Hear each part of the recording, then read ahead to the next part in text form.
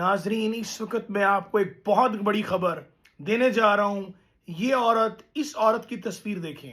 یہ پاکستان کی ایک مشہور و معروف ایکٹریس ہے مومنہ اقبال، اور یہ جو شخص ہیں دوسرے صاحب، یہ ہیں پاکستان مسلم لیگ نون کے ایم پی اے ثاقب چدر۔ تو معاملہ کیا ہے؟ مومنہ اقبال نے یہ دعویٰ کیا کہ ان کو ہراسمنٹ کی جا رہی ہے، سیکشولی ہراس کیا جا رہا ہے۔ ان کے منگیتر کے اوپر بھی ایک ایف آئی آر درج کروا دی گئی ہے ثاقب چدر کی طرف سے۔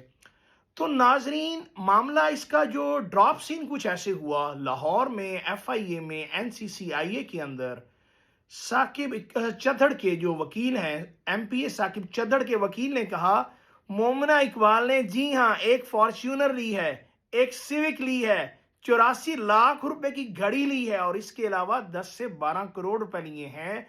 انہوں نے میڈیا کے ایک سوال کا جواب دیتے ہوئے کہا کہ آپ یہ بتائیں، آپ یہ پوچھیں مومنہ اقبال سے کہ وہ پیسے، یہ تحائف چیزیں کس مد میں لیتی نہیں ہیں 10-12 کروڑ روپے۔ ثاقب چدر جو تھے ایم پی اے، وہ مومنہ اقبال سے شادی کرنا چاہتے تھے، لیکن جب انہیں یہ پتا چلا کہ مومنہ اقبال کی مبینہ طور پہ پہلے سے شادیاں اور طلاقیں ہو چکی ہیں، تو وہ پیچھے ہٹ گئے۔ مومنہ اقبال کا یہ موقف ہے کہ ثاقب چدر جو ایم پی اے ہے نون لیگ کا، وہ مجھ سے شادی کرنا چاہتا تھا۔ جب مجھے یہ پتا چلا کہ اس کی 2 شادیاں ہیں تو میں پیچھے ہٹ گئی۔